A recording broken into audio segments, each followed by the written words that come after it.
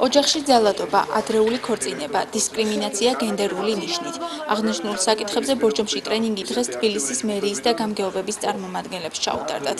პროექტის მიზანი, რომლის ფარგლებშიც ტრენინგი გაიმართა, თბილისში გენდერული თანასწორობის საკითხებზე პასუხისმგებელი უწყების შექმნაა. ჩვენ ცოტა ხნის წინ გავაკეთეთ გენდერული აუდიტი გენდერულ თემებთან დაკავშირებით თბილისის მერიაში მთლიანად 10-ვე გამგეობაში.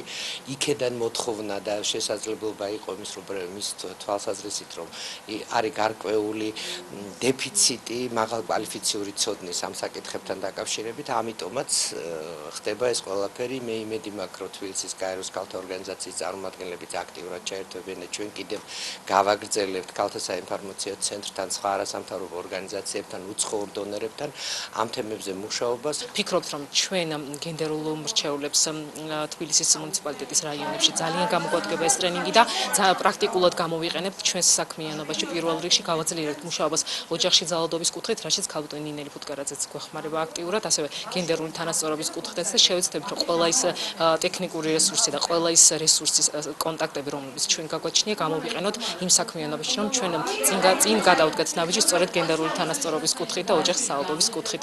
პროექტს თბილისის მუნიციპალიტეტის გენდერული პოლიტიკის გაძლიერება, ქალთა საინფორმაციო ცენტრი ახორციელებს.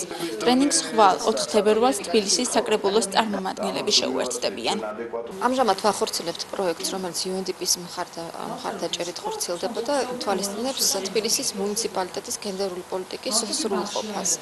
ძალიან მნიშვნელოვანი პროცესებია ამ ბოლო ხანებში, რაც გულისხმობს ერთის მხრივ კანონმდებლობის დახვეწას ამ თვალსაზრისით, რაც ავალდებულებს ზოგადად მუნიციპალიტეტებს თვითმმართველობებს, მათ შორის ადგილობრივ დონეზე, რომ შექმნან სრულყოფილი გენდერული თანასწორობის ინსტიტუციური მექანიზმი.